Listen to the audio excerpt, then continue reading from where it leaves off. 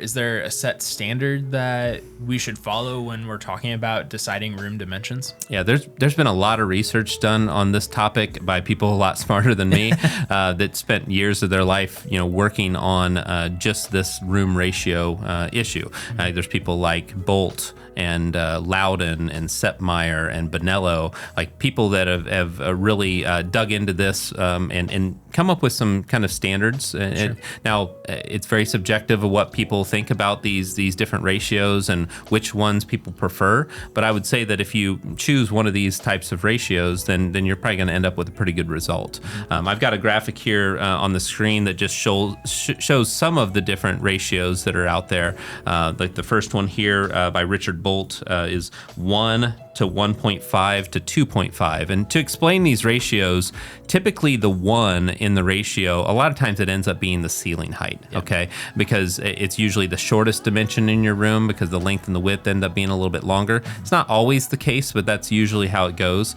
And so if, for instance, your room had 10-foot ceilings, let's say, to make the math easy.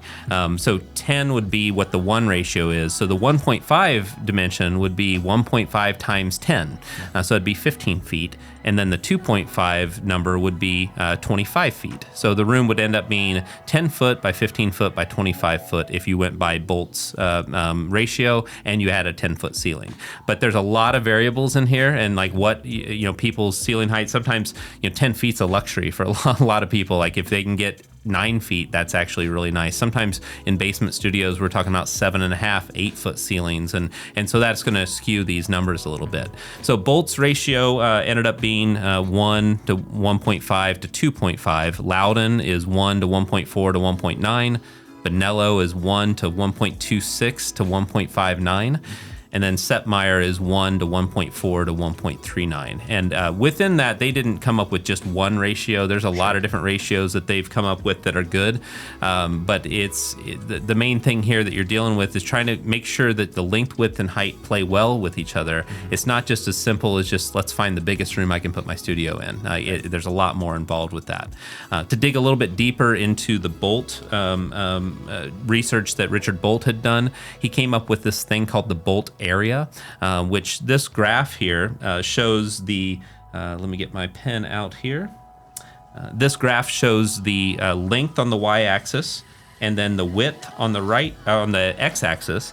And then there's this kind of shape here, this little oblong shape that's within the graph.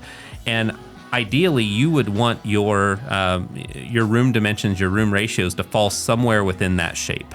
Okay, so what you do is we're assuming that the height is the 1.0, but then you go in here and you say, okay, if it's 1.0 and my width was 1.4, and then you go up and my length is 1.6, that falls right about there on your graph. That's within the Bolt ratio. Yep. But if you fall out like somewhere out here or somewhere out here, you're probably going to struggle a little bit more with some low frequency issues just because your room dimensions aren't playing well with each other. Sure. Another great resource for people is this website. It's acoustics.com, and there's this AMROC room mode calculator. And we're going to study room modes a lot more in a future episode. But I'm going to click over to this website to show you how it's used. So it's easy to just put in a length, width, and height, and then you're able to see a mode distribution. But then also, I'll scroll down, and you'll be able to see the Bolt area. So if I scroll down a little bit down here in the right, there's this Bolt area, that shape that I showed you before, and you can just play with some dimensions. So if we look at something like a room that's 21 foot by 17 feet by 10 foot, let's say, and we hit enter, notice that red X falls inside the shape, right? And so that is typically a pretty good result. Yeah. Now, if we just change one thing about this room, like let's say we were able to get 3 more feet extra in our house to be able to build the room a little bit longer, and we're excited about having more space in our room. If we do that and hit enter, now it's outside of that Bolt ratio, that Bolt area. And so we want to, it's a good kind of guidelines if you're testing out room shapes and sizes, going through a calculator like this, and this will become even more helpful when we talk about room modes in the future episode. Yep. But this calculator is really great. A lot of visual things that will tell you a lot about your room. Sure.